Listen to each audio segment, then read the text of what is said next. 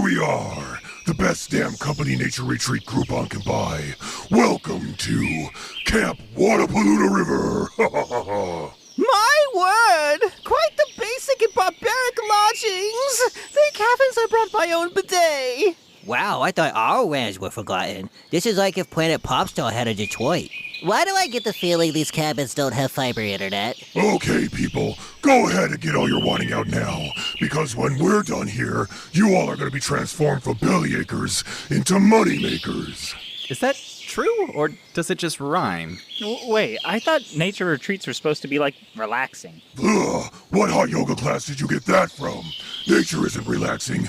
Nature's about brutality and raw power, domination, survival of the fittest. This place is gonna turn you mamby-pambies into a couple of apex predators. I'm gonna see if I can make a few mini satellites out of some pine cones. Well, I think it's an excellent idea, boss. In fact, deep down, I have always considered myself a predator. Ugh, you gotta say the apex part. What, always? Like even as a baby? Were you even a baby, Esmond? Yes, always. In fact, I was quite the child predator back in my youth. That's enough of that. Yes, but stop talking. Everyone check your stuff into your assigned cabins, then meet me at the main lodge in 1 hour. Right, our assigned cabin. Yeah, see, the funny thing is we sort of lost that email, memo, Zoom meeting, whatever it was. Ugh, I'm sick of you three in Cabin X, away from everyone, in what I've decided to call the Annoying Voice Quarantine Zone.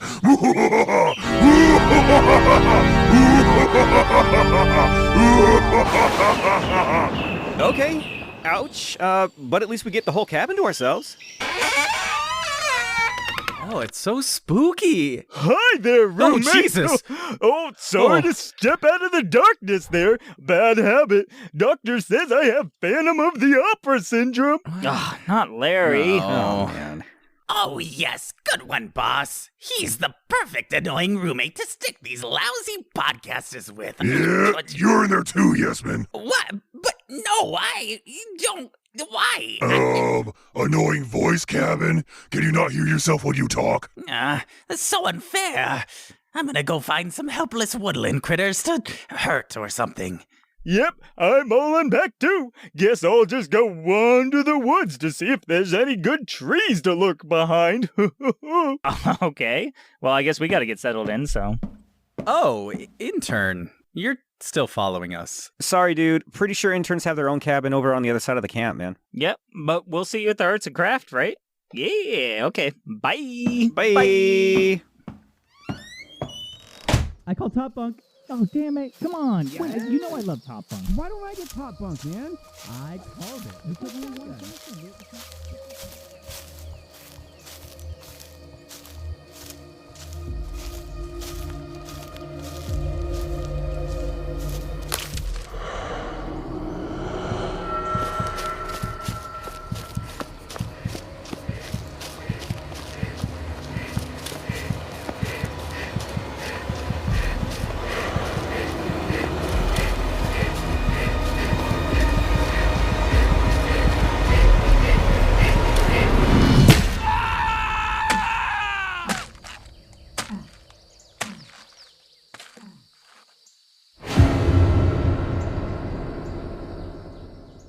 Hey, yeah, I think it came from this way. Yeah, I heard it too.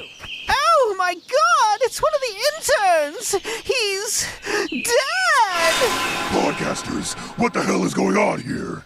Yes, explain yourselves. I think someone stabbed one of the interns. Oh, damn. That was fast. I expected some backstabbing on this trip, Hey, but look, not... the murder weapon. It's one of the GameCorp survival knives the boss gave us. Wow, that is ironic, because it did not help him survive at all. Wait, so that means the killer is a GameCorp employee? And you two said this trip was gonna be boring.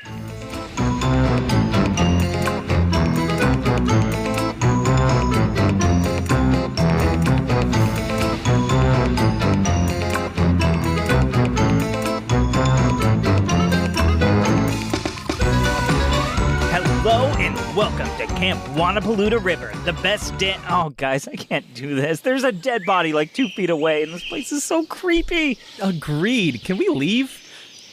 Listen, people die. It's only natural. It's no excuse to stop working.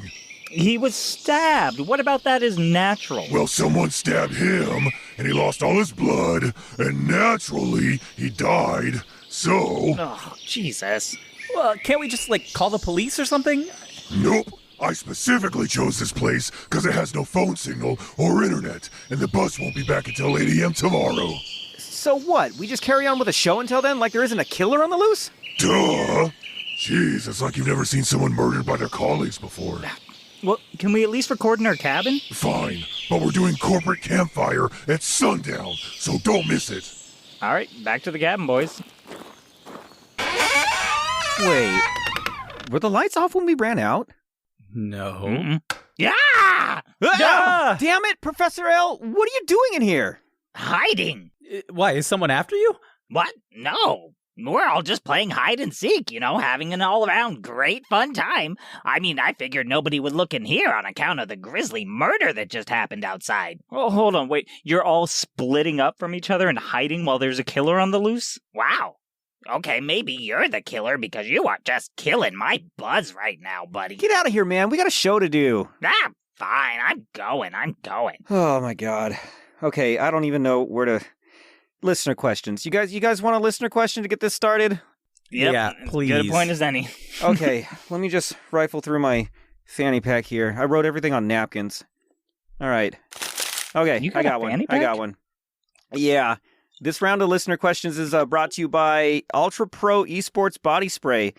Now Naruto flavored. Ooh, yum. What the hell does Naruto taste like? Justice. I don't know.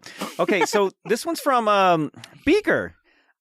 Has there ever been a level or moment in a game that scared you enough that it kept you from continuing to play for an extended period of time? Mine, for example, was the big baby in Resident Evil 8. Very good question. Very theme appropriate. All right, guys, has there ever been a scary, spooky moment in a game that made you just stop playing and you couldn't touch the game for a while? That's a really hard question for me to answer because there's so many. Yeah. It would be easier to say, has there ever been a game where you didn't get spooked and have to turn it off? Because that list is smaller. The very first time, I think the first 2 times that really set the stage for spooky games for me was the very first Resident Evil. Okay. I remember hearing such great things about it. I had a PlayStation, I rented it, and I remember going into the little hotel or whatever, and I was like, cool, this is awesome, this is great. I turn into this corner, and a zombie gets up from the ground and starts chasing me, and I have these janky controls. I'm trying to shoot it. I ended up pausing the game and returning it. It's a very iconic, spooky moment, man. Yep, and I just gave up. And then I remember watching somebody else play it, and they got really far into the game, probably Cowboy. And I was just like, yeah, I can't do this. And then the second one, I think, was really cemented the fact that I hate spooky games. And it was, I went over to Cowboy's house, and we were having a Fatal Frame party night. Oh, God, I love Fatal Frame. And if you haven't played Fatal Frame... Those were good nights, man. I loved those. They were wonderful for everyone else. So you play as this Asian lady with a camera, I guess, and the camera can take pictures of ghosts. Yeah. Yeah. And that's the whole point. You take pictures of ghosts and then they leave you alone, I think. I don't know. I was handed the controller. And I remember... something. Yeah, something like that. I was handed the controller and I start walking through this little spooky village. And within 10 to 15 seconds, my controller vibrates. I don't even see a ghost. Nothing happens. My controller starts vibrating. I audibly yell, pause the game, and throw the controller at Cowboy and make him play my turn. Well, what's so funny about that is that was one of the catalog titles in what we called Scary Spooky Video Game Night, which was partly a drinking game, which was so fun. It was a concoction of all of us planning. And the way it works is we rotate who has to play the single player scary game. And so because of what JB did, there was 2 rules. He had to take a shot in order to stop playing. Mm-hmm. So he had to play for about 10 minutes. And if he could get through the whole 10 minutes, he got to pass. If he wants to pass the controller, he has to take a shot. Mm-hmm. And if you pause, you have to take a few drinks as well. So it's this really weird, fun, spooky video game thing. And JB, I'm pretty sure, just got hammered because he would you go to hand him the controller and he would just down a shot and be like, hey, keep it moving. He's like, pass. I know myself, and I know I cannot handle spooky games. Yeah, and it's so bad because the pausing, it's so hard not to pause. Like, instinct makes you pause. And, like, every time you do, you have to take a drink. So it's like, you have to, like, weigh the risks and push yourself and be courageous. It was a great way to play with, like, a room full of friends. Yeah, absolutely. I want to go next because mine kind of continues on the tradition there, because we did do that for quite a while. And one of, I would say, it wasn't the last, but one of the last games that we played in that lineup was Alien Isolation. Ooh. We had a few nights where we gathered around and played Alien Isolation. It was a big group of us in a big living room. Like, there was like 10 or 11 of us in there all smashed together on the couches having a really fun time. Well, that night, FBI don't come knocking, and GameCorp don't drug test me because it was a long time ago. Jake was real high. I was really, really high. And it was my turn to play. And usually I can handle spooky games really well. And when I'm drunk, spooky games don't scare me at all. I can marathon through a spooky game, no problem. But when I was high, that alien knew my name. And he came coming for me. Jake. He came coming for me. And I could not handle the fact that that alien knew how to open lockers and come for me. And like learned your mannerisms and stuff and learned where you like to hide and started searching there. I could not handle it. I couldn't touch the controller the rest of the night. And that's when I couldn't do it. I think mine's actually very similar. Mine was Silent Hill, I believe 4, The Room. Maybe 2, but it was called The Room. And I remember it because the game starts you off with, you're not like totally in the gameplay. You start out in a first-person perspective in this hotel room that you're locked in. And it's kind of like an escape room. It's got all these little like gadgets and gizmos. And at the time, I think I was also, don't drug test me, don't slander me, but I think I might have been high in my 20s and playing this. And so I decided that the best way to play this game was to hide in the room. And I'm like, if I don't play the game, they can't get me. And so I like, some spooky stuff happens and I tuck my character in the corner and just sit there for a ludicrous amount of time. For a good 15 minutes, I'm just not playing the game, sitting in the corner. And like, somebody should be saying, just turn the game off then. But I just like was hiding out in the room. Silent Hill The Room understood that you might do this. And something started coming out of the wall because I was in the room too long. And I didn't think it would know that, but it did. And so I'm in there, I'm just looking around, I'm like, safe, nothing's going to happen. And this thing just starts to push out of the wall and crawl out. And I don't know what I did. I maybe kicked the Xbox. I might be like threw the controller at the screen. Somehow I terminated that gameplay session and never went back. I don't even know how to play Silent Hill. I don't know what the actual gameplay is like because I've never done it. I've only done that part. That's awesome. Well, there you have it, Beaker. It's Pokemon Snap, Asian edition. And thanks so much for the question. As always, you can email us at questions@welcometogamecorp.com or DM us across the interwebs on whatever platform you like. You can even leave us a voicemail. Yep, that's right. Bringing it back. Leave us a voicemail on Anchor, dude. If you do it, we'll play it. You're at our mercy. And there's a really good spot in our Discord where all our buddies are hanging out and we're telling lots of great jokes and having a great time. Join the Discord because you can be a part of it very easily. What was that? Let's check it out. Okay, calm down. I'm the marshal of this here encampment, and now I have order. Oh, jeez. What's going on? Well, I guess Terry found another intern. All right, Terry, tell me what happened. Give me the whole story, top to bottom. Well, it all began one fateful summer in 1997. Maybe Terry, maybe you just give us the short version? Very well. Well, like anybody riveted by all the sexy tension and fear in the air, I was naturally feeling a bit hot and bothered, so I decided to cool off with a nice skinny dip in the camp lake. Okay, well, that solves the case of the grotesque nudity. Let's just get you a towel, and I think that wraps things up. But wait, there's more. As I swam underneath the placid waves of the lake, I encountered within those murky depths a bed. A bed? In the water? A bed in the water, you say? Yes, a bed in the water. I had the same thought. Ooh, kinky. But then, that's when I saw it. Someone tied to the bed. And that's when I thought, ooh, kinky. But then I realized there was no way they could breathe. And I thought, ooh, kinky. But then I realized that they were dead. And I don't kink shame, but not kinky. Oh, wow, a dead body? That's illegal. Any idea who did it? No, but the bed does have a label on it. It says Cabin X. But that's our cabin. And it would seem that makes you three, to put in legal terms, sus! All right, boys, I got my eye on you. Don't leave camp. Okay, well, we can't. We're all trapped here. Wait, wasn't Professor L in our bedroom too? Yeah, not to mention Yesman, Lootbox Larry, the boss was there for a minute. Yeah, and anyone could have taken it while we found the first body. Yep, looks like it's a real whodunit. But crime novels are shallow and pedantic, so I'm out. Good luck. Huh. I wonder who it is. Hey, wait, maybe we can, Dora the Explorer this and ask the audience. Hey, audience, do you know who is brutally murdering the interns? Oh, right. They can't answer until next week. Oh. And we'll probably be dead by then, so it won't work anyways.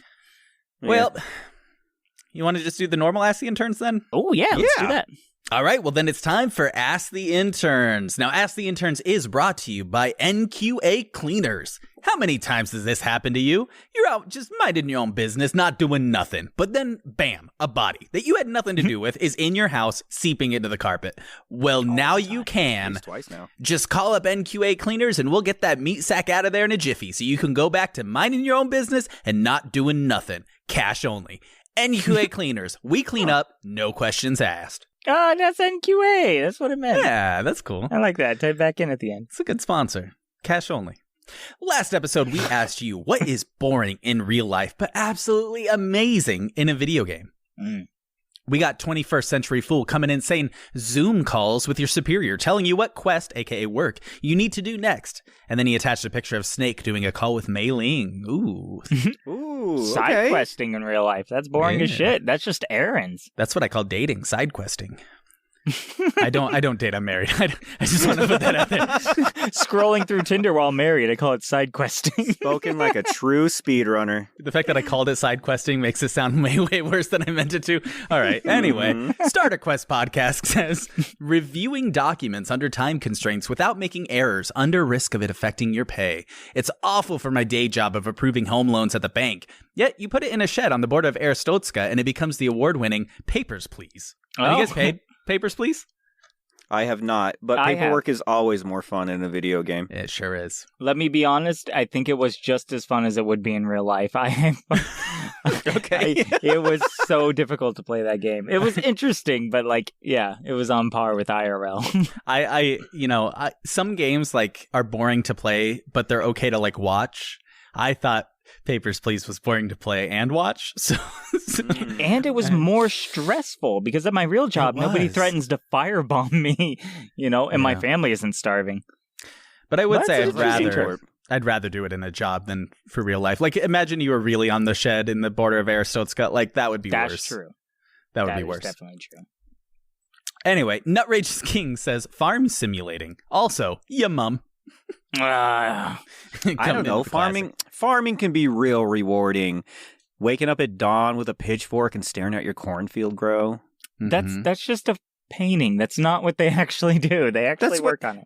You stand there with the missus. All farm art does that. It's cornfields and standing there looking proud. Is that not what farming is? A major component of corn growing is the stare. Yeah, you just... what is farming but just waiting for things to do things?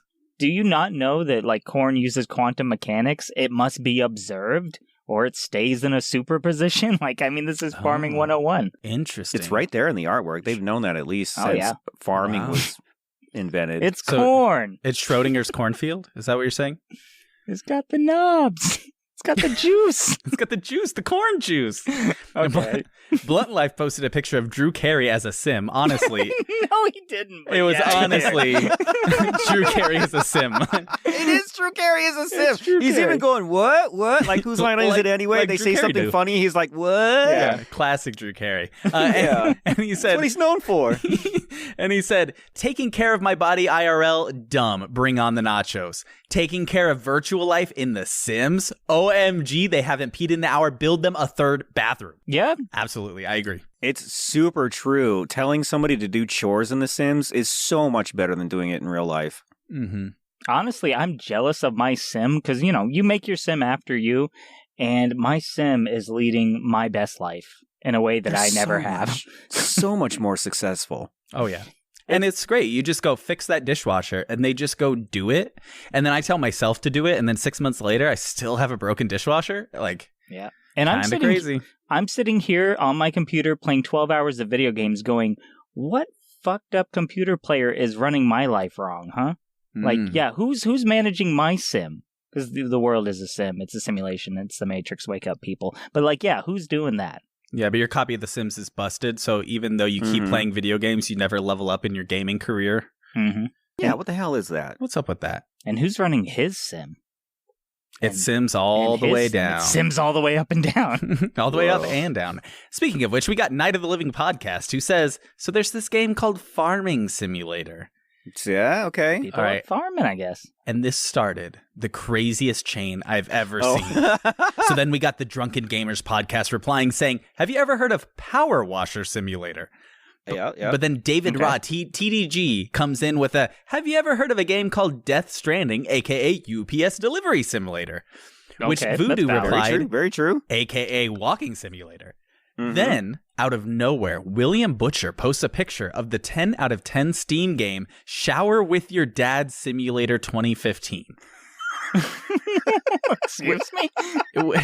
Which was met with a very justified WTF gif by David Rott TDG. And I don't know what happened on that Twitter thread, but I absolutely love it. Like, I mean, I guess I do know because I just gave the whole play-by-play, but still, that was wild. What a wild ride. I feel like I could show this to a judge and get him a therapist just Yeah. based on this tweet alone. I can force him into mandatory therapy, like shower It's with just- your. And it's 10 out of 10 on Steam. Is it really? Have you guys ever played it? No. No. In real life? It's so fucking good. You take a shower with your dad. On Steam. Yeah, on Steam. It's a Okay, steamy yeah. shower with your dad on Steam. You load up Steam, you call your dad, and you take a shower. I still don't know if you're talking about the game or not. It's great. I will never know. It's gray, like the pubes. Anyway, this episode, we ask you, who done it? Yeah, that's Who right. done it? We want you right now Who done to what? pause this episode, go out to our Discord, our Twitter, wherever, find our post with this question about who done it. Answer who you think done it, and back it up with logics and facts and maybe some clever wordplay. I don't know. I'm not the answers president. Just do what feels right. And don't forget, our favorite answer gets the wonderful prize of being the intern of the 2-week period between episode releases. That's right. And this is a real Simpsons whodunit. Who shot Mr. Burns? It was Maggie. Who's killing the interns? And I swear to God, you better not listen to this whole episode before you answer. Because we'll know. We'll know. We'll know. And speaking of the intern of the 2-week period between episode releases, our winner, our intern of the last 2 week that turned into 3 weeks. 3 weeks. So many. The 2-weekish period between episode releases is, drum roll please, Drum roll. wonderful, William Butcher with the 10 out of 10 Steam game Shower with Your Dad Simulator 2015. Congratulations. Keep an eye out on Twitter for your prize. All right, so now what? Hey, podcasters! What's up, Luke? We're all gathering in the main lodge. I guess they found something. Oh. Oh, okay, we're on our way. And I was just skulking around the basement trying to find a nice patch of shadows to loom in when I saw it. It was just sitting there surrounded by all these neat chalk drawings of circles and stars and pentagrams.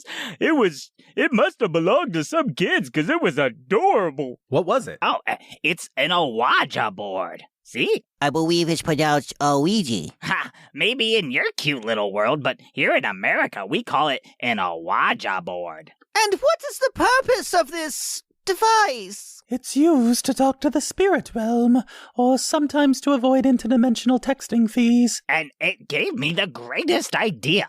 If we really want to find out who's killing the interns, we should ask the interns. Nah, I tried it. It doesn't work with pre-recorded episodes, unfortunately. What? Leviathan, do you know how to use that thing? Are you kidding me? You don't get involved with as many cults as I have without knowing your way around in a Ouija board. Fine, do it. Okay. I gather around, everybody. Maybe we all should hold hands or just grind up against each other. I'm sure it uses sexual tension as an energy source. Well, yes, let's just all hold hands, everybody. Fuck. All right. Okay, it's been a while. Oh, why's your hand so wet? I mean, I've never held a hand before. Oh, spirits of the deceased interns! Whose name I don't remember. I think you got me coffee once, but it was wrong, and so I splashed it in your face. I think you had reddish, brownish hair. I mean, really, all of you look alike. It's who can tell the difference, but you know who you are, those interns. Oh my god, the lights are flickering. Maybe it's actually working. Yeah, maybe, and maybe we're just pissing them off. Yeah, aren't you supposed to ask it a question? Oh, right, yeah. Who was it that killed you, great spirits? Come forth, forgettable, replaceable intern spirits to guide us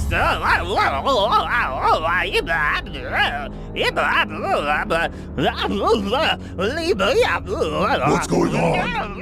My word! He's become possessed by the vengeful spirits of the dearly departed! Excellent!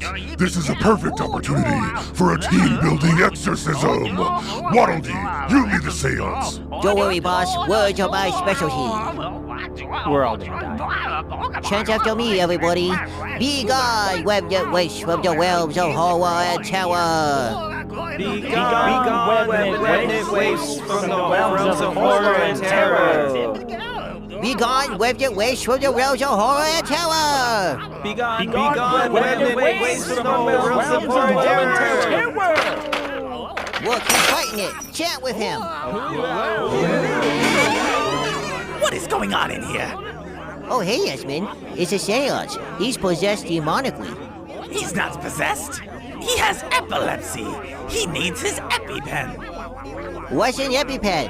What's an EpiPen? What's an EpiPen? What's an EpiPen? What's an EpiPen? What's an EpiPen? What's an EpiPen? What's an EpiPen? What's an EpiPen? What's an EpiPen? What's an EpiPen? Idiots, all of you. Yeah. Oh my god. Wow, thank you, Yasmin. The flickering lights just set. Thank you so much. So, what did the spirits tell you? Oh, nothing. It turns out interns don't even talk when they're dead. Well, it seems pretty obvious to me who did it. What? Who? The podcasters. Always scheming, plotting, sneaking around GameCorp. All of the clues point to them. Plus, I saw them at all 3 of the crime scenes. 3 crime scenes, but there's only been 2 murders. Oh, well, how about this severed head? Does this count as a crime scene? Well, while we continue to scream, let's go ahead and get a quick word from our sponsor. But when we return, tell my wife and kids I love them.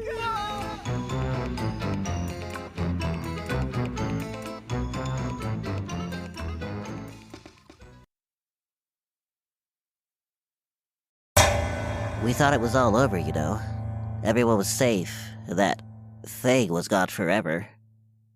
We couldn't have been more wrong. Have you ever been truly afraid, detective? You will be. Hello? Why does everyone leave the lights off in the conference room?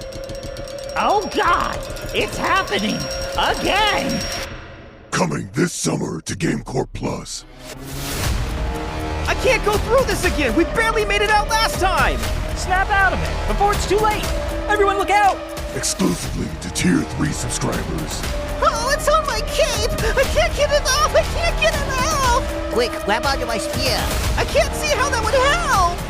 And Ultra Mega Season Pass Pro owners. Oh god, it smells even worse this time! If it can happen to you, it can happen to anybody! Everyone look out!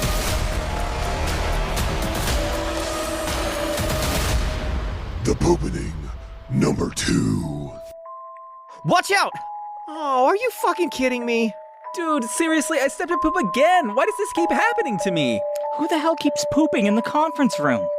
Who would do this? Who? I'll never tell. Wait, Loot Box Larry? Oh, shit. Let's get him, guys. Get him. Get him! Yeah, get back here. Now, it's time for my favorite part of the night. A good old-fashioned sit around the campfire with your buds while they recall the scariest, spookiest, most disturbing tales about real encounters they've had on the job. It's a segment I like to call trauma bonding, and it's all the rage at corporate synergy conventions. So, I want each of you pissy pants nitwits to give me your spookiest tales from beyond the portal, or else. Oh, boss, as the resident expert on both prose and poetry, I think it's only right that I take the first turn to spin the yarn, as they say. I have no idea what you're talking about, but sure, go ahead. Well, as most terrifying tales begin, it was a dark and stormy night. I was listening to my evening stories on the radio when an emergency alert pierced the air. 2 brothers escaped from a nearby dungeon. They were considered extremely dangerous, and the authorities were asking everyone to stay inside and lock the doors. I had just bolted the front door when I heard a pounding. My heart threatened to explode out of my chest. I dared not move. Just as I had finally convinced myself that it must have been the thunder, or some other logical explanation, I heard it again, this time from the back of the house instead of the front. I spun on my heels to face the direction of the noise. Oh no, I didn't lock the back yet. I sprinted as fast as my legs could carry me through the winding hallways and cobweb-filled rooms, moving so fast that I would snuff out nearby candles as I passed. As I turned the final corner, I saw the door wide open. I was too late. Then I heard the sound of a bolt sliding echo throughout the house, and the unmistakable noise of my front door creaking open. My only options were to hide or to fight, and obviously I chose the former. I tiptoed into my room and hid under the bed. Cliché, I know, but I had to think and move quickly. Then I heard it. Steps coming towards me. The door opened, and I counted the sets of steps as they entered. 1, 2, 3. There were 3 of them now. There was no way I'd be able to go against all of them. But then, to my shock, they picked one up and threw them onto the very bed which I hid under. Their creepy laughs engulfed the room as they pounced. Oh, the horror as the sounds filled the room, screaming, groaning, moaning. One of them finally spoke up. "Hey, I want to try something different." The other responded, "I'm way ahead of you, brother." And then the third voice, more feminine than the rest, "And behind me." All 3 laughed. I popped out of my hiding space. "Now wait a minute there. I thought they were killing you." And I could see now that the 3 were completely naked and glistening with sweat. The shorter brother spoke first. "My apologies. We have been in Bowser's castle for far too long and away from our sweet Peach that we could not resist." All right. What is this garbage? I wanted a horror story, not a horny story. What? I didn't even get to the most horrifying part. They wouldn't even let me watch.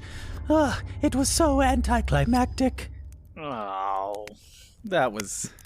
all right. Okay, that's enough.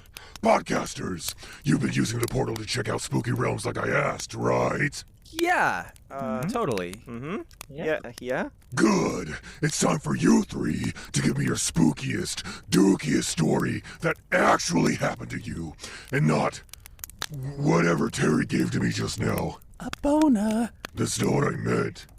I guess I'll go first. I have a spooky game realm that I went to recently. Okay, this story is called The Mortuary Assistant. Oh, I can't wait. So, our story begins in 1998 in the haunted, cursed state of Connecticut, back when I was a 20-something woman with a budding career in embalming the dead. You guys remember when I was that, right? Hey, Woman in the 98? Well, I mean, Yeah. you sounds right to me. I have no idea. Completely true. It was a drab and dreary afternoon when I met with my grandmother in that empty 50s diner, all bright sunlight and hard shadows, a reflection of our relationship, full of contrast. We clashed for a moment, arguing about the macabre nature of my job and how fickle the internship has been. She's upset to find out that it's landed me at Riverside Mortuary. She's heard the rumors about that place, and I have too. But then, she suddenly places something on the table, something that makes my heart stall. It is my father's cross necklace. I always assumed he was buried with it, but seeing it, I don't know what to feel. So I feel nothing, and I take it, if only to have it out of my sight. And the next day, in the sepia tones of sunrise, I drive out to Riverside Mortuary. Handling the dead in the morning feels a bit unusual, but I am anxious to complete my final review and finish my internship. Entering into the exam room, my eyes immediately fall upon the half-naked dead body in front of me, its aged pale skin tied around like a vacuum-sealed flesh bag of decaying muscle and bone. And the worst part is the eyes.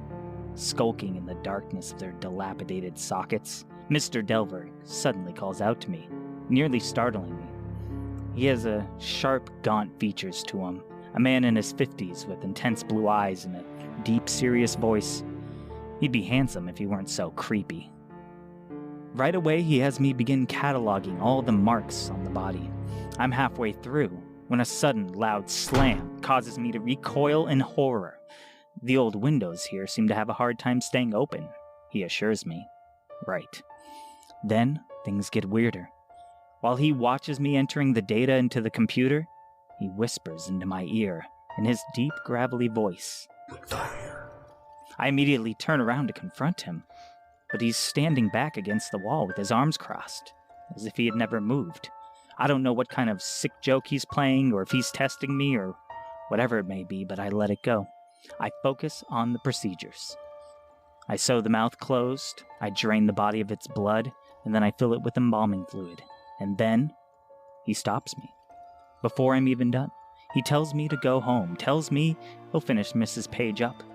And so I leave, not knowing if I was the cause doing a bad job or if he's creepier than I thought. But the crazy thing is he calls me that night and tells me that I have the job. I have to come in right away because there are 3 cadavers that need to be prepped for the morning, and he has fallen ill. So what can I do? I have to prove myself. I drive in the dead of night, a storm pouring down around me, and I head into the building by myself. Or so I think. As I am a few steps into the office when the front door slams behind me, and I turn to see on the other side of the glass a hooded figure, as I hear the lock click. Just as I begin to panic, I hear the phone ring. I rush to it, and it is Mr. Delver. Just as I begin to scream that somebody is outside the building watching me, he tells me it's him. He says I cannot leave. He felt it this morning, a possession, that there is a demon bound to me, and if I want to save myself, I must stay. I must learn the demon's name, bind it to one of the dead bodies, and then burn the body. And I can't believe it. I mean, the length that a doctor will go to haze the new intern girl. I mean, that's just what you get as a woman working in a man's world. But I'm not going to let him scare me off. So I grab the first body out of cold storage, and I begin to turn it over, looking for marks. When suddenly, the lights cut out. I'm trapped in total darkness, and all I can think is, wow, he's outside messing with the breaker. Real professional douchebag. But then there's a flash of lightning, and in that momentary brightness, for only a blink, the dead body is sitting up. It is turned completely towards me, and it is looking directly at me. Before I can even think to react, the lights flick back on, and that body is laying unmoved. And I say, well, fuck this. I run for the door as my thoughts begin to grow weak. And then my doubt fades, and I hear my own voice telling me, stay. What am I thinking? I can't leave. I have to see this through. I have to work. And so I do just that. I examine and prep the body exactly as I always knew how. Cutting, draining it of its liquids, filling it with chemicals, focusing on my work. It all seems to go so smoothly. At times it's tedious, boring, but I can't help to feel like I'm seeing things too. Fleeting faces that dip behind corners at my gaze, looming figures in the shadows of my peripheral vision, and odd voices that call out odd phrases. Phrases like beans and mommy milkers and emotional damage. I can no longer make sense of anything. But the more the night goes on, the harder it becomes to ignore all these things, to feign my doubt. But I continue to work as if I'm a woman possessed, while things unseen shut doors and flick lights around me. Figures made of shadows call my name in a friendly voice. They even attack me, rushing from unlit corners to cause me to let out my most feminine of screams, because I was a woman at this time in 1998, so, that's okay. But my point is, shit starts to get real spooky. The building reshapes itself, adding cellars and hallways where there never was. Things begin to blur and blend as if I'm slowly getting drunk on old-fashions steadily through the course of the night. And just when I feel like I can't take any more, I fall to my knees, and I fall to sleep. I awake, I know not how long later, and to my relief, I am no longer in that cursed office. Mr. Delver is with me. I am saved. He must have rescued me. I move to give him a grateful embrace when I realize I am bound to the wall, bound by chains. And that's when I take in the room. We are still at the mortuary. We are in the basement, surrounded by coffins. I am not rescued at all. I am his prisoner. I beg and plead with him to free me, and for a moment, I believe he will. He moves to me and undoes my bindings, and suddenly, I feel how weak I really am. Exhausted, drugged, I don't know. But he scoops me up by the arms, and I realize he's not helping me stand. He is dragging me. He is dragging me over to an upright coffin whose lid sits open beside it, and as I struggle and fight, he pushes me into the box and slides the lid over. I continue to thrash and kick as much as my weak body can. I begin to scream and cry and beg in every voice that I am able to, and I curse him. I tell him that when I get out, I will get him. I will tear the flesh from his body, and I begin to laugh. I laugh knowing that he cannot keep me in here forever. I will escape this prison. I will find a new body, and I will see him soon. The end. Ooh, spooky. Ooh, that was very nice. It's real terrifying. He sounds Right. pretty cool, I'm this fine. Mr. Delver. Now that's what I'm talking about. The horror, the suspense, the misogyny. All right, JB, you're up next, boy.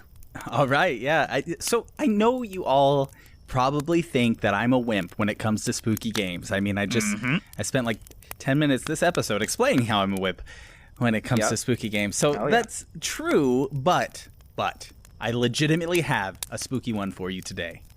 And buckle in, because it's a hell of a ride. Yes, finally. I opened my eyes, and directly in front of me was a knife. My hand was drawn to it like a lonely moth to his old flame.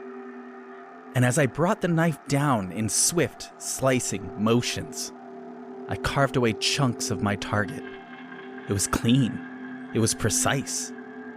I sat there marveling at my handiwork as I inspected these perfect slices. But the powers that be were not satisfied. Oh no, more, they screamed. You must feed us!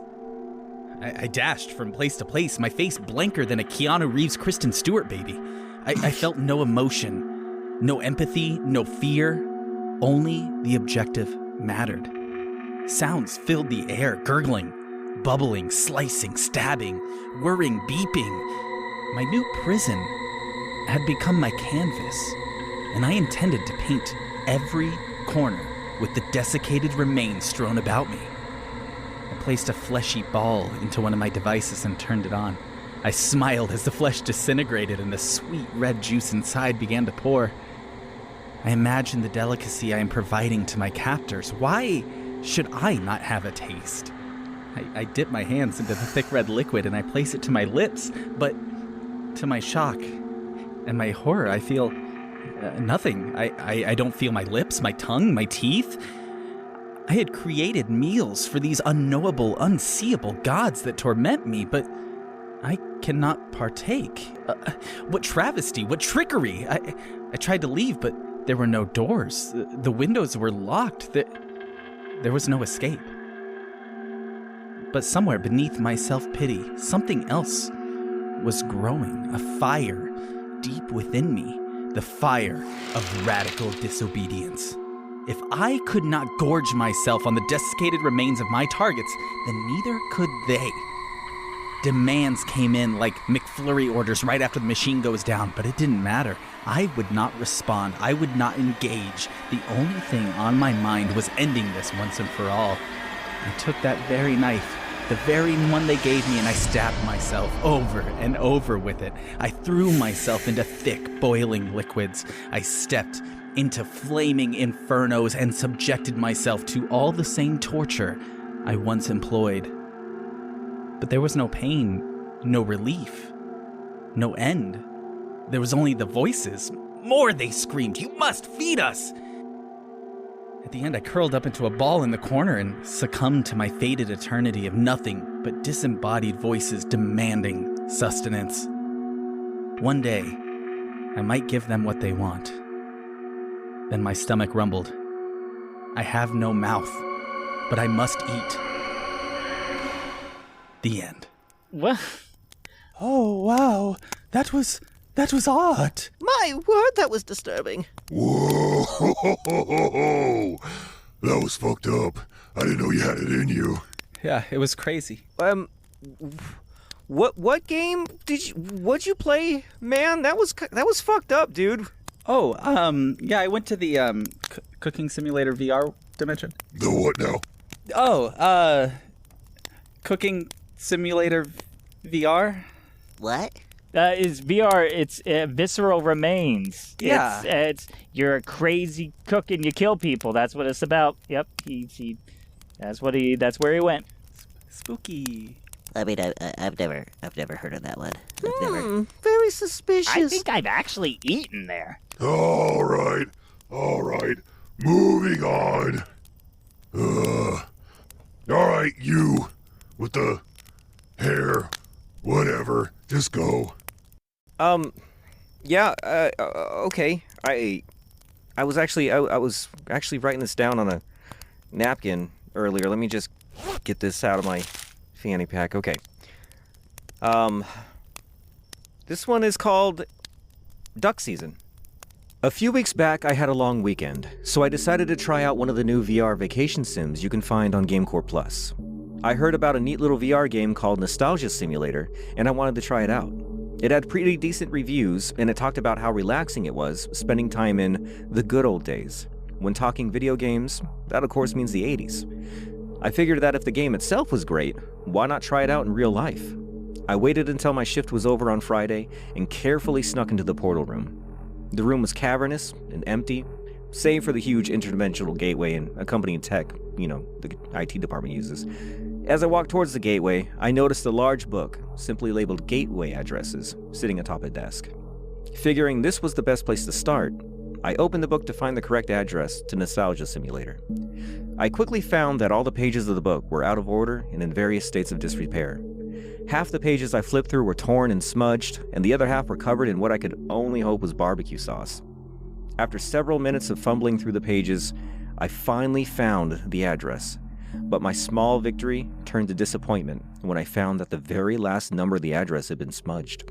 I couldn't tell if the last digit was a 1 or a 7. After a moment, I decided to just go with 7, figuring I could just hop back out of the portal if I got it wrong. I pressed the large black select button on the terminal, input the address, and pressed the start button next to it. The portal fired to life in a brilliant flash of light. I walked through the portal and into pitch blackness. Feeling something was off, I tried to find my way back out, but in a flash, the exit was gone, and I became disoriented. Then it happened. Like waking from a dream, I found myself in the back of a station wagon. Raindrops sporadically fell on the windshield, and every few seconds a lazy windshield wiper would push them away. Bowie was playing on the radio, and I could hear quiet humming coming from the driver's seat. A familiar woman was driving. Though I've never seen this woman before, I knew in my heart that it was my mother. I looked around and noticed my reflection in the rearview mirror. I was a child. I must have been no more than 9, and looking down at my body confirmed as much. The experience was so true to life that I found myself forgetting that I was in a game at all. My mind slowly convinced itself that rather than stepping into a video game dimension, I had traveled back in time to my own childhood. I felt safe. I felt happy. "Mom, where are we going?" I asked. She looked back at me with a warm smile and said, "Don't you remember? We're going to the video store to pick out a new game to rent." My heart filled with excitement. Picking out movies and video games and candy was often the best thing a kid could experience in the 80s. The trip itself was a blur. I ran around with all the excitement and energy a 9-year-old could muster and soon returned home with my bounty. I walked through the door around dinner time. Though the house was different from the one I actually grew up in, it somehow felt so similar. The same paneled and wallpapered interior, the same ugly but very comfy sofas, and a beautiful 19-inch CRT TV taking up the middle of the living room. And around it, cluttered stacks of VHS tapes and Nintendo games. I ran to the gaming console and opened the lid to eject what was left in there. It was a game called Triple Tiger. It slowly came to me that the whole reason we went to the store at all is because I had played Triple Tiger so many times I couldn't stand it, and begged my mother to let me rent something new. I ejected Triple Tiger and looked down at what I had rented. The cart said Duck Season, and on the cover featured a very familiar brown hunting dog. "Well, this looks like Duck Hunt," I said to myself as I inserted the cart. I dug into the bag I'd brought from the store, and from it I pulled something I haven't seen or played with in over 25 years. In my hand was a brand new light gun. I was ecstatic. I plugged in the gun, and I was ready. Rather than watching the game load up on the TV, something incredible happened. In a flash, I was transported to a tranquil clearing, far away from civilization. In front of me was a beautiful and still pond. The light of the sun danced off of its surface, and to my left was an old rusted pickup truck, and in my hand was a shotgun. It was at this moment that I remembered I was a visitor here. This wasn't my past. This was something else. "Okay," I thought to myself. "Let's see what we can do." "I'm ready. How do I start this game?" I called out into the air. No one answered, but after just a moment, I heard rustling in the bushes. Through the leaves, I could see something moving with brown fur, black ears, and large white eyes. From behind a bush rose the head of a comically large-eyed brown dog with a wide snout and seemingly friendly smile. I thought to myself, "Oh, it's a duck hunt dog, just like the game. This could be pretty fun." I patted my legs and said, "Come here, boy." The dog moved out of the clearing and stood up. Not on its hind legs, but stood up like a man. I realized that this was no cartoon dog, but a large man in a brown, matted mascot outfit. I tightened the grip on my gun and said to him, "Hey, man, I don't want any trouble. Just here to play a game, right? Is that cool?" The dog man clapped and gave an enthusiastic thumbs up. "Okay," I thought to myself. "I've seen weirder games. Maybe isn't so bad. Hey, let's start the game, yeah?" I called out to him. He jumped up in the air and gave an over-the-top fist pump, and the game began. I wish I could say more about the game, but it was pretty straightforward. I heard the jingle of music in the air, and ducks appeared over the pond. I took aim and shot the ducks out of the sky with my shotgun. With every hit, the ducks fell to the earth, and the dog man celebrated as hard as he could. After a while, it actually started to feel kind of nice, having someone celebrate every small victory with as much effort as he did. Though his appearance was a little unnerving, he seemed to be the perfect mascot. I finished 3 rounds of classic duck hunting action and heard the musical chime of a job well done. The dog man waved at me, and in a flash, I was back in the living room. I turned around towards the kitchen, and my mother was there, looking through the fridge. "Hey, sweetie, what do you want for dinner?" she asked. It took a moment, but I came up with the perfect childhood meal. "Definitely grilled cheese, Mom." "All right, sounds good," she said, and started pulling things out of the fridge. "Hey, Mom." "Thank you," I called out before returning to the game. I caught the glimpse of a smile from her as I turned. Time to hunt more ducks. The moment I grabbed the light gun and faced the TV again, I was transported in a flash back to that tranquil pond on the countryside. The dogman was there again. He stood eerily still by the bank, staring at me, his fists clenched open and closed, ever so slightly. We good to play some more? I asked, a bit hesitant. The dogman slowly raised his fist to the air and swung it down in a whirling motion. His other arm extended away and his fingers gesticulated wildly. He was pretending to play guitar. It was odd, but I'd be lying if it didn't get me a bit more excited for the game. The round began and the words, "Get ready," appeared in the air. Ducks appeared in the distance and flew towards me in a dive bomb pattern. They were much harder to hit. I swung the barrel of my gun left and right, trying to keep up with the ducks zipping by. I let loose shot after shot from my gun, laughing wildly as ducks fell to the ground. The dogman silently cheered me on, running back and forth, pointing at the ducks I had killed. I took aim at a particularly fast duck, following it with my sights. The duck suddenly flew sharply to the left, and I followed. Not wanting to miss my shot, I pulled the trigger, just in time to see the head of the dogman come into view. The dogman recoiled violently, and his body flashed and distorted like TV static. I barely had time to process what I had done when his body snapped back to life, looking just as lively as before the accident. He stared at me and shook his finger as if to reprimand me. He took a step toward me, and I panicked. I dropped the shotgun and turned to run when I saw something unbelievable. Instead of a peaceful landscape, I saw myself, sitting cross-legged on the floor in the living room. As I stared at myself in disbelief, the grip of a strong, gloved hand grabbed my shoulder. Before I could react, I was transported back to the living room. I dropped the light gun and started screaming for my mother to help me. She ran over and wrapped me up in a hug and asked me what was wrong. I told her about what happened, but every word that came out of my mouth seemed more and more unbelievable, even to myself. "Sweetie, are you sure you didn't fall asleep while you were playing? I mean, that sounds like a bad dream to me." "Yeah, I guess so." "Okay," I muttered to myself. "Just relax, okay? Dinner's almost done," she said as she rustled my hair. "I just have to find where that darn knife went." She got up and headed to the kitchen. I turned back to the TV and noticed something was playing on it. It looked like old home video footage of a boy in a living room. As I got closer to the TV, so did the kid. That's when I realized it wasn't a video at all, but a live feed of the very living room I was in. I yelled, "Mom!" as loud as I could, and then heard a crash from just outside the yard. Through the sliding glass door, I saw an old camcorder tumbling to the ground, and a dark figure darting away to the right. "Mom!" I yelled again.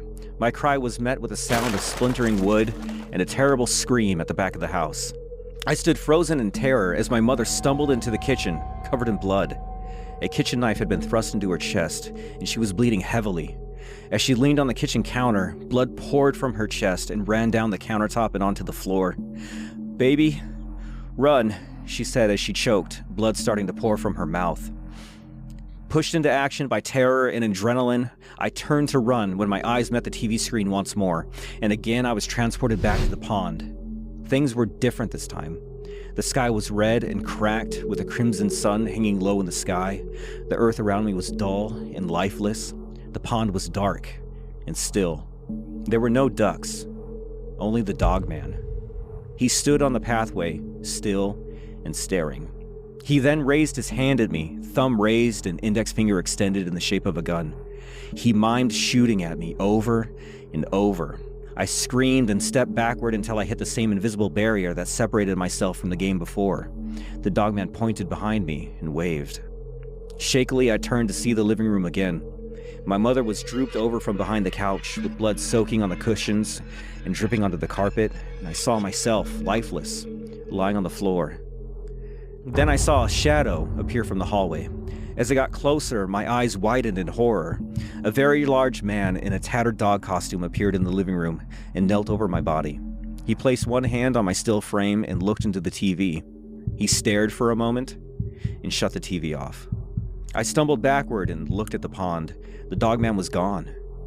In fact, there was no one around.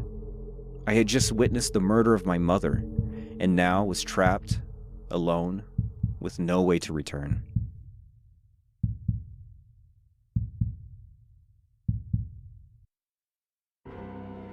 What's surprising is the most terrifying part of the story isn't anything you've just heard. In fact, it simulated my childhood perfectly, dogman murders and all. No, what's scary is GameCorp Plus was able to pull my information from my childhood without consenting to it at all. Truly, the age of privacy is dead forever, and I don't like it. The end. Oh, the most scary thing of all, Big Brother spying in. I mean, you did sign all the forms. I know, I have them on me. Always. Is that what we signed when we got hired?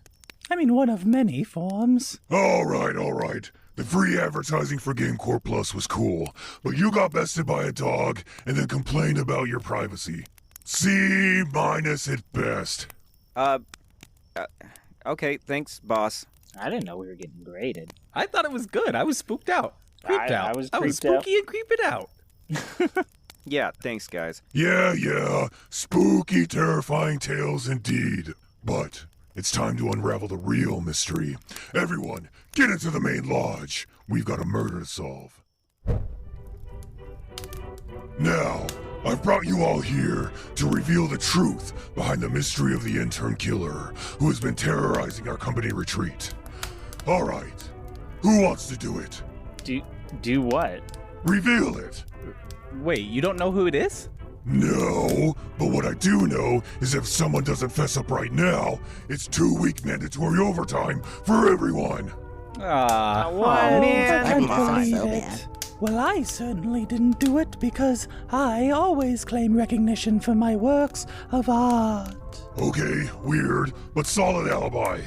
Well, it's gotta be somebody. Well, I've been too busy creeping around and watching everyone from the shadows, waiting for my perfect moment. I'm telling you, it was the podcasters. But we've been making the show. Everything we've done today is recorded.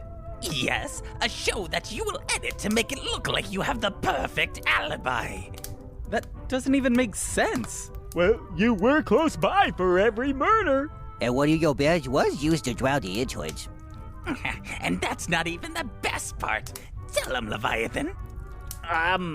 Well, I'm sorry to tell you, boys, but Yasmin asked me to search your rooms, and one of your GameCorp survival knives was missing.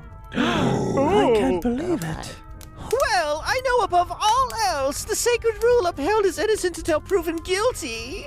But I must say, it was definitely the podcasters. I am convinced. Yes, Yeah, it was. gotta say. All right, boys, it's game over. You're busted.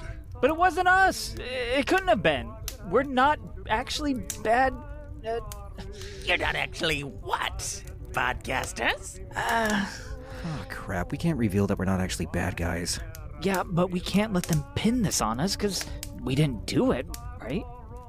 No, dude. Did you? No? JB? Oh my god, I got it. We use editing. Wait, what? Hear me out. Once this is all over, like a week from now, we're gonna know who it is, right? Yeah, I suppose. So I'll just edit in who the killer was when I do the editing for the show. It's genius. Wait, what? But how? Listen up, everybody. I know who the killer is. The killer is... Hey, everybody. Editor JB here. It's Yesman. He's trying to frame us. He admits it shortly after this. It's Yesman. Yes! Yesman, is this true?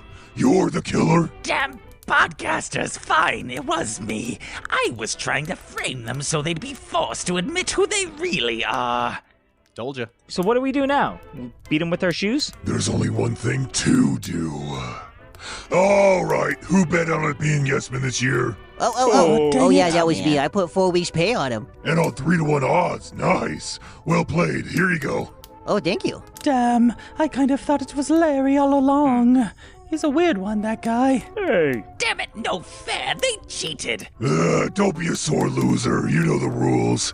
You gotta spend the night in the loser cage. Not again. Oh, what a dork. What the hell is going on? Obviously you found out Yesman is the murderer, so he loses the annual murder mystery game. Wait. This was all some sort of party game? It's not a game. It's a team building exercise, which means it's tax deductible. Nobody told us. How could you not tell? I mean, the whole thing is pretty contrived. Plus, it was all in the memo with your assigned cabin numbers. Oh my god, so none of this was real? And the interns are all actually alive. Oh no, they're dead. Yasmin killed them pretty good. But you just It's said... a murder mystery party, not a everyone is okay mystery party, idiot. Yeah, idiot. But the interns... Oh, it's fine. They're like 10 for $100 at the temp agency. It's in the travel budget. Wait, so the murders were real? No, it's just a game. Weren't you listening? I am so confused. Yep, me too. But that's our show, everybody. As always, I'd like to thank Metroid Mike for the use of our theme song, I Can't Break. We didn't use it this year. We got Spooky Dookie Vision instead. But always thank him and go to his Bandcamp and buy everything for $10 million. It is so expensive buying surveillance equipment for Neptune. And as always, thanks to Inky Danny for the artwork. It's amazing. Thank you so much. Look at it. Everybody look at it. It's beautiful. Yes, and thank you all for participating in Ask the Interns. We really appreciate the engagement. Go out there on our Discord, links in the description. Go out there on our Twitter, links in the description. Answer those questions. Come in there. We love it. We love you. You love us. Let's make a baby. And I, Cowboy, want to thank you all so much for listening. You just went on a crazy spooky dooky adventure with us. Unless you skipped to the end for some reason, which we told you not to because that's cheating. But anyways, if you loved the show, go ahead and scroll back because I know you're on Spotify and go to the top of our podcast page and slap that 5-star button, punch it, kick it, drop kick it, eat it. I don't know. Do whatever you want. Just tell us that we're great. And if you really love the show, share it with some friends. The only way small podcasts like us, somehow we are small with the backing of GameCorp, grow, is that if you tell other people and have them laugh with you. And I want you to stay for the post-credit sequence. We still do them, and I want you to get the fuck out of here. Good night, everybody! Happy Halloween! Good night.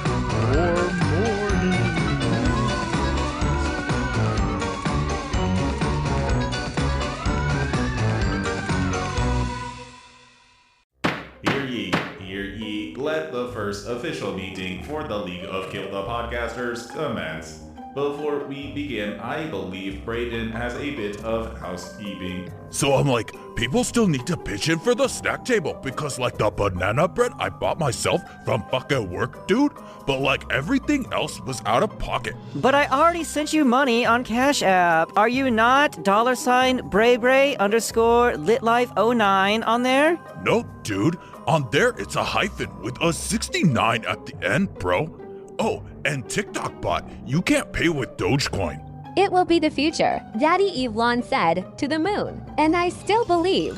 Wait, where is our founding member? This is his meeting. He's supposed to have good news for us.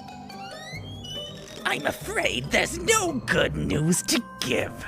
Yasmin, what happened? Our plan to frame the podcasters has failed. They must have known our plan all along. They made up some mumbo-jumbo about editing, but I know what really is going on. GameCorp has a mole. OMG, I want a mole too. They're so cute. My filters only do freckles. Oh, dude, not cool. Who is it? Is it the mole men who work on floor -6? I'm not sure who, but we should be more careful with our meetings so they can't discover our ultimate plan to get rid of the podcasters forever. Which is... Wait, who is that? Oh, them. They're just an intern. Dude, yeah, bro. They like get you coffee and will take all your notes for you. Oh my god, macchiatos would taste so great with these evil plots to kill the podcasters. Indeed, please fetch us Machi-Achos, intern slave. No, stop him! He can't be allowed to leave! But what? Why? Then how's he gonna get us coffee, bro? Fools! Don't you see? It's the interns! They're the moles! That makes total sense. We should totally kill them and duet their dead body. Hell yeah, bro. JB bot killed them with like a chainsaw or something, dude. Yes, let us bathe in their blood. Sorry, intern. It's for our own good. Happy Halloween, intern! Time to die!